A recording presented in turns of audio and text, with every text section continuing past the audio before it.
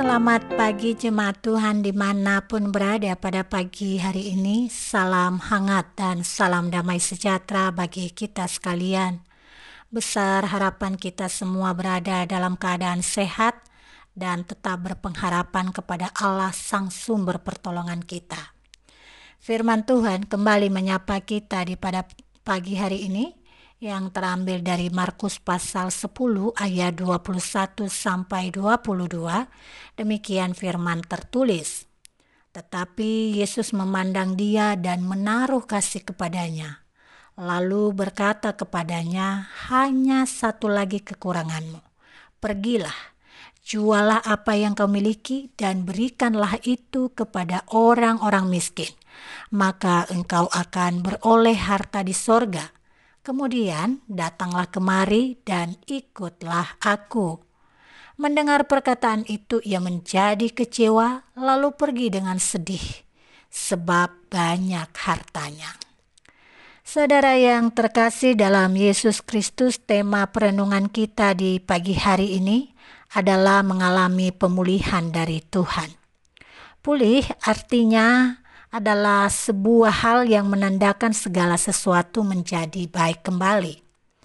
Saat kita sakit dan setelah mendapatkan perawatan, terapi dan tentunya doa, maka beberapa hari kemudian kita sehat kembali, tubuh menjadi enak dan nyaman, dan itu namanya pulih.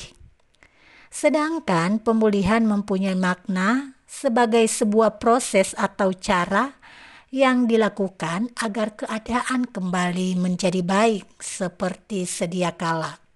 Dengan demikian, pemulihan adalah tindakan pengembalian agar keadaan yang buruk menjadi lebih baik lagi. Saudaraku yang terkasih, dalam keadaan kita setiap hari, kadang-kadang kita merasa sakit atau kita sedang sakit. Bukan hanya sakit secara fisik, tetapi dalam relasi-relasi kita. Namun, saat-saat itu kita tidak menyadari bahwa kita sedang dalam keadaan sakit yang membutuhkan pemulihan. Hal itu terjadi ketika kita di dalam sebuah komunitas merasa diri baik-baik saja. Sementara banyak dari pihak lain melihat kita sebagai pembuat masalah atau bahkan sumber masalah. Sehingga relasi kita pun menjadi tidak baik-baik saja. Oleh karena itu, hal yang paling dibutuhkan dalam pemulihan adalah kesadaran. Kesadaran akan diri kita yang sedang dalam keadaan tidak baik akan menghantar kita untuk jujur melakukan introspeksi diri sendiri dan belajar untuk rendah hati dalam melihat dan menata kembali segala ambisi, idealisme, dan cita-cita yang kita miliki. Dalam perenungan yang jujur di hadapan Tuhan, tentu kita akan dipulihkan hingga kita mendapatkan tujuan hidup dan relasi yang baru dengan Tuhan maupun juga dengan sesama. Saudaraku yang terkasih, di dalam Injil Markus yang baru kita baca dan menjadi dasar perenungan di pagi hari ini, menceritakan seorang yang sedang membutuhkan pertolongan dan sedang membutuhkan pemulihan. Dimulai ketika seorang kaya datang kepada Yesus dan bertanya, cara seperti apa untuk mendapatkan hidup yang kekal. Dalam benak seorang kaya ini, apa yang dilakukan olehnya telah sempurna. Lalu merasa sudah tidak ada lagi yang perlu untuk dilakukan. Oleh karena itu, barangkali ini hanyalah sebuah alasan untuk mendatangi Yesus dan memperjelas dirinya bahwa dia telah melakukan segala hukum Taurat. Ini terindikasi dari ayatnya 20 yang mengatakan apa yang harus kulakukan. Semuanya telah kulakukan. Kalimat ini menunjukkan bahwa dia merasa sudah baik, sempurna, dan tak ada masalah.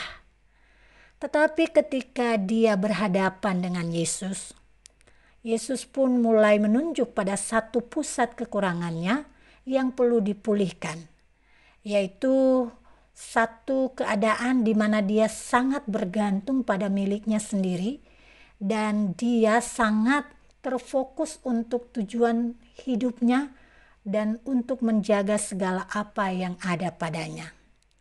Ya, rupanya kelemahan seorang kaya ini telah menggunakan waktunya untuk memikirkan hal-hal yang terlalu berfokus untuk dirinya, ambisinya dalam rangka memperkaya diri dan membangun kerajaannya sendiri. Saudaraku, percakapan antara Yesus dan seorang kaya ini juga sekaligus menghadapkan kita pada dua pilihan hidup. Pertama, apakah kita berusaha hidup dalam tuntutan dan syarat Taurat dan merasa diri kita sudah sempurna dengan mengikuti segala aturan-aturan yang memadai dan seolah-olah itu telah menghantarkan kita pada kebenaran? Atau kedua, menyerahkan diri pada penyelenggaraan ilahi dan bimbingan Yesus dengan melepaskan keegoisan diri dan dapat meraih relasi yang baru dengan Tuhan yang juga akan berdampak pada relasi kita dengan sesama. Dan di dalam konteks pembicaraan renungan kita pada pagi hari ini, relasi yang baru dengan Tuhan dengan seorang yang kaya ini adalah sebuah relasi yang ingin diperbaharui dalam hubungannya dengan Tuhan dan juga dengan sesama, bukan hanya tidak melanggar hak-hak sesama kita, tetapi juga mengembangkan relasi yang dipenuhi dengan sikap berbelas kasih, berbela rasa, dan solidar terhadap sesama. Saudara, tentu saja kita menginginkan komunitas yang harmonis, di mana kita dipersekutukan dalam relasi-relasi yang baik. Namun, kita ditantang untuk bisa mengalami pemulihan ketika kita dapat berhadapan dengan Tuhan dan terus membiarkan diri kita di dalam penyelenggaraan Allah. Kita diubahkan, kita dipulihkan dari fokus dan tujuan hidup kita. Dulu kita terlalu terfokus pada diri dengan segala ambisinya. Hal ini menimbulkan ketidakberesan dalam hubungan kita dengan Tuhan dan sesama. Tetapi di dalam pemulihan Allah, Sang Kristus yang telah menjelma di dalam diri manusia, kita pun dituntun untuk mengutamakan kehendak dan kasih-Nya.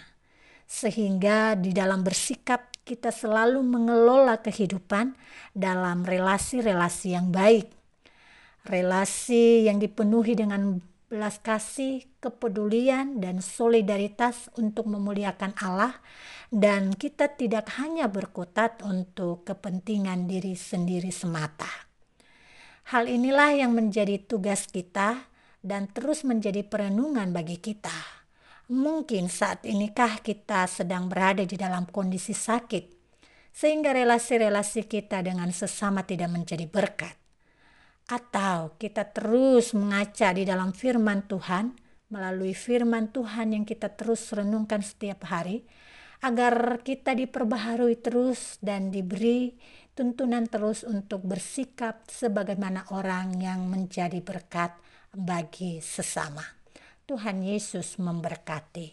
Mari kita bersatu dalam doa. Bapa yang di surga, kami bersyukur bahwa di pagi hari ini kami bisa menikmati kasih dan anugerah-Mu yang berlimpah. Terima kasih kami bisa menghirup udara yang segar di pagi hari ini. Terima kasih kami masih bisa melakukan aktivitas kami dalam porsi kami masing-masing. Tuhan tolong kami apabila di pagi hari ini banyak dari antara kami yang membutuhkan pemulihan. Tuntun kami ya Tuhan agar kami dipulihkan bukan hanya dari segi fisik tetapi juga dipulihkan dalam pikiran kami, dipulihkan dalam relasi kami sehingga sepanjang hari ini kami bisa merasakan damai sejahtera Allah yang bersumber dari Sang Ilahi. Terima kasih Bapa, kami menyerahkan kehidupan kami. Kiranya Engkau yang berkarya bagi setiap kami di pagi hari ini. Di dalam nama Yesus Kristus kami memohon dengan sungguh. Amin.